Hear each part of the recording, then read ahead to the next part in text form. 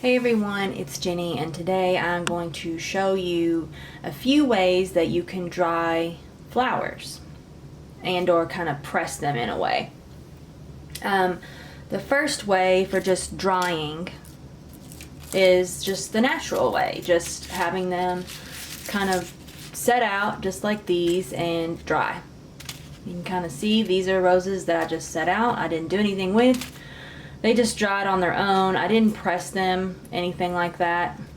They just kind of laid there and dried on their own. There's some brown here, so you can see the brown. I think they get a little bit more brown on them when they dry this way.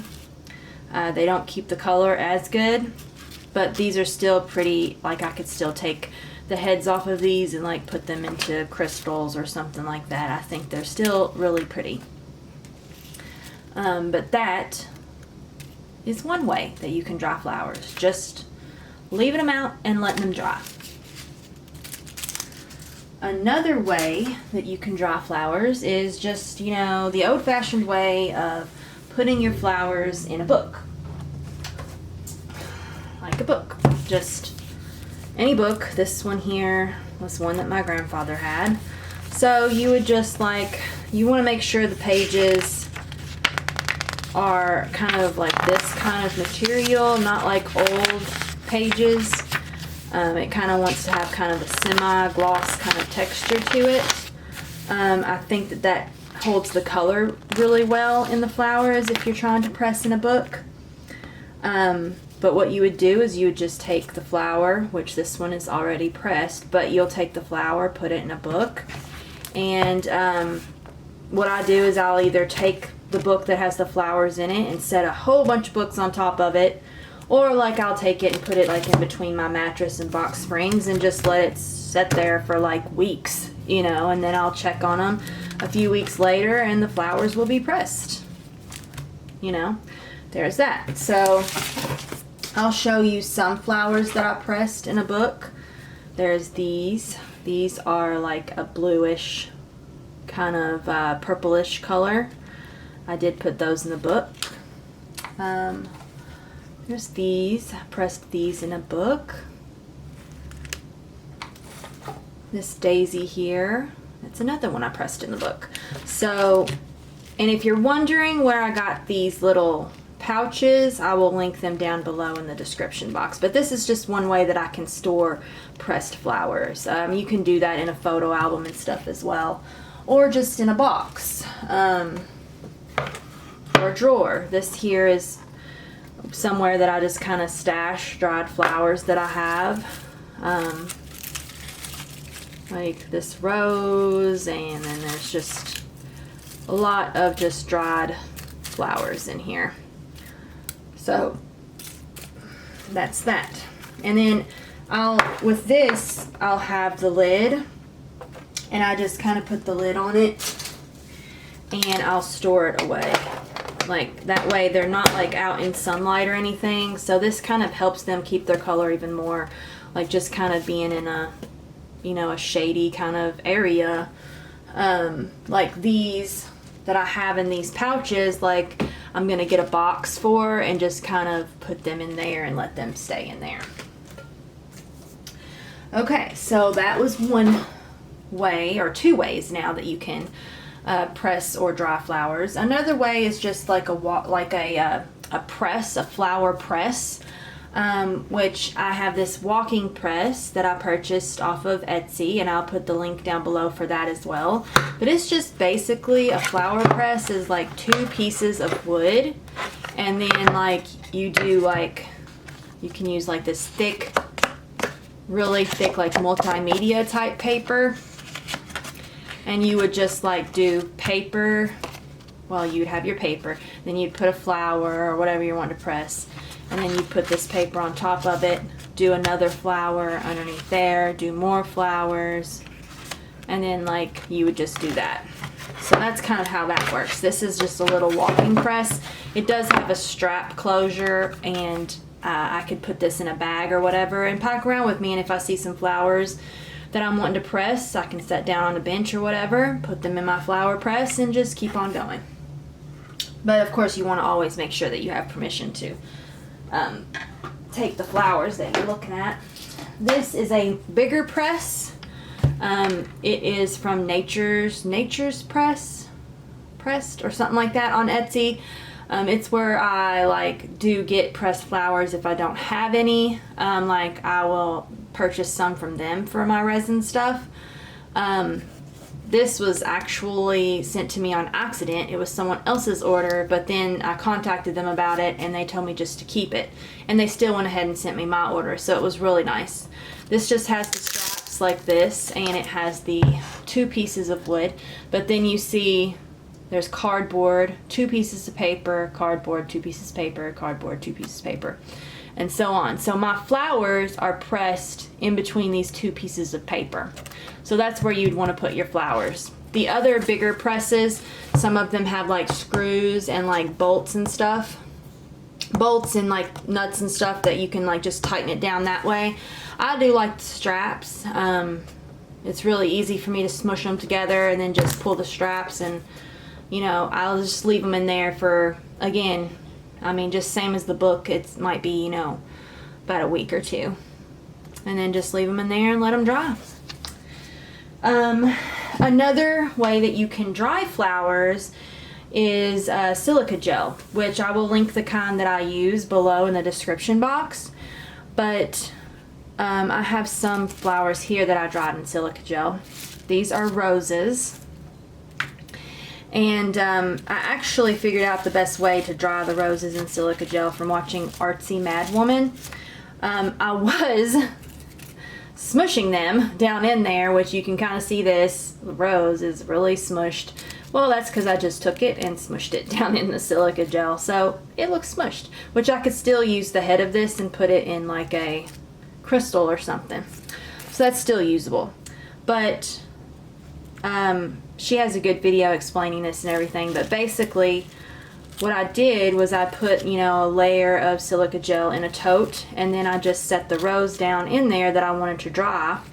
Say, you know, like this one here. I set it down in there on top of that first layer, and then I took Silica Gel and like put it in the middle here, which I did pull out some of those center petals, and then I put it down in the middle here, and then I went through and filled as many crevices as I could with the Silica Gel so that it dried all these little areas of the rose, and it is completely dry, and it really kept the color really well compared to just letting them dry on their own. This does have a little brown bit on it, but that was already there, so it hasn't gotten any more brown or anything since I dried them. And it's been a few weeks since I dried these. But that's my roses that I dried in the Silica Gel. I did dry sunflower as well, and I just set it on top and just kind of poured the Silica Gel all over it. These do tend to lose the petals and stuff, which, no, that doesn't really matter. You can still use this and make a resin piece with it. This flower here I dried in Silica Gel, and I love the coral peachy color of this. But what I did was I just took this and put it face down and wiggled it around in there so that the Silica Gel could get on all these little petals and crevices. Smushed it down in there like this, and then I didn't smush it, I laid it in there and moved it around. And then I poured it all on top until it was like completely covered. And now this whole thing is dry. So that's how I use the Silica Gel. It's really nice. I really like it. These are some other flowers that I dried with Silica Gel, and the colors look great. You can see them. They look really great and vibrant. Really nice. These I dried in Silica Gel, so you can kind of see that pink color, pink and like white color there. Really nice. Now, one thing I will tell you about Silica Gel is if you buy the color changing kind that will show you when it's like can't be used anymore, that'll be good. Because once it gets to where it can't be used anymore, your flowers are not going to get as dry as they could be like within 3 to 4 days. Sometimes even 2 days. And it won't dry it really well. I had that happen to me one time where I was doing the kind of thing, I smushed a rose down in there, and I thought it was completely dry, and I put it in resin, and I actually gave, like, someone had purchased this crystal, and the rose wasn't all the way dry on this part inside, and it like just turned brown almost completely.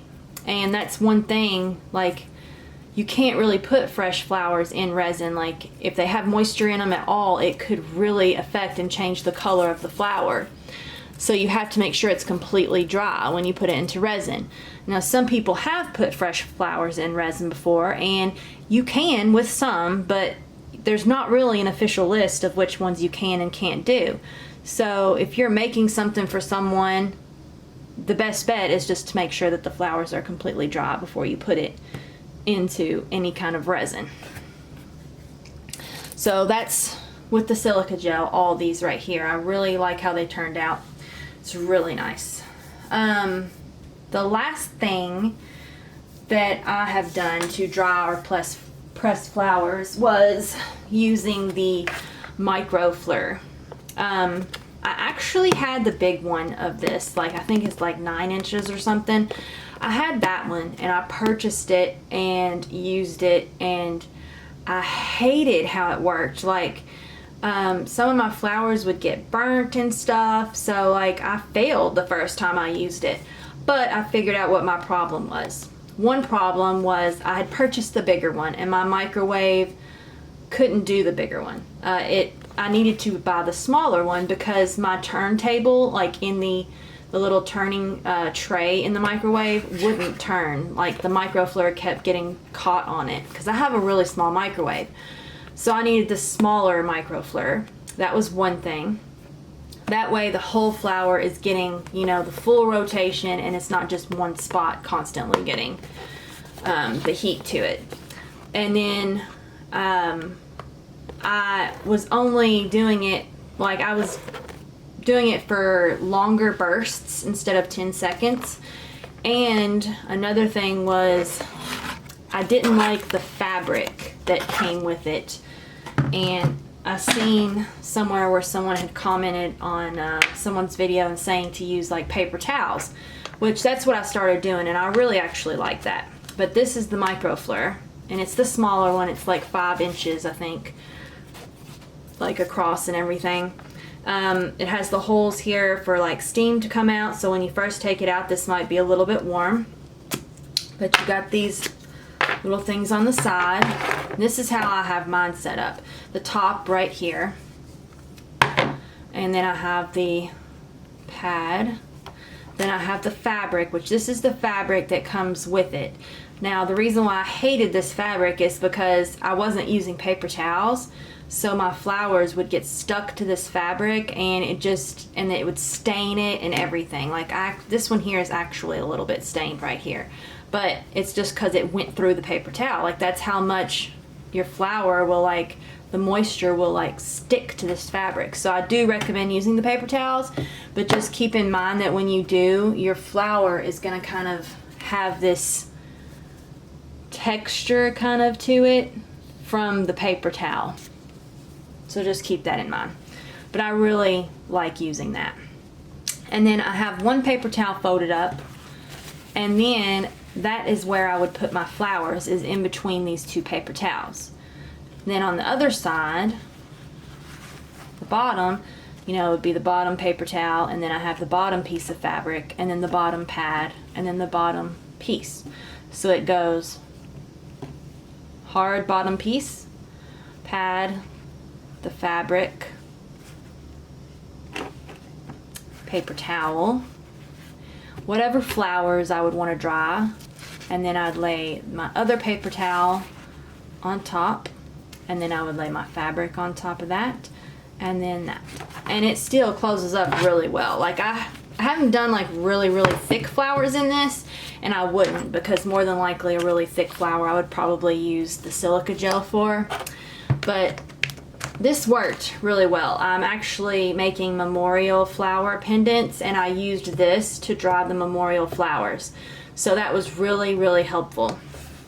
And this is how they turned out. Like, I have this greenery right here. It's nice and flat. I have some pink rose petals that I dried. I have some of these blue flowers. Like, these are all memorial flowers that I've dried with the microfleur, and they're perfect. Like they look really good. Like, here's a piece that I made that I'm working on, but like, I don't know if you can see it or not, but it has a little charm in it. Can't really see it, the light's not that great, but I'm using this to dry the flowers for a memorial piece. So that is the last way that I did, like, that I use to dry flowers or press them. That's the last way that I use. Some other way that you can use is a dehydrator. I have not tried that, but I've heard if you do it on a very low setting, probably one of the lowest settings you have, and you let it dehydrate your flowers like most of the day, like 10-11 hours or so, maybe even longer than that, it will dry them. I have not attempted that yet. I don't know if I want to, because I really am happy with the other ways that I do dry flowers, so I don't think I'm going to be interested in doing anything like that. But if you have any questions, leave them down below in the comments area.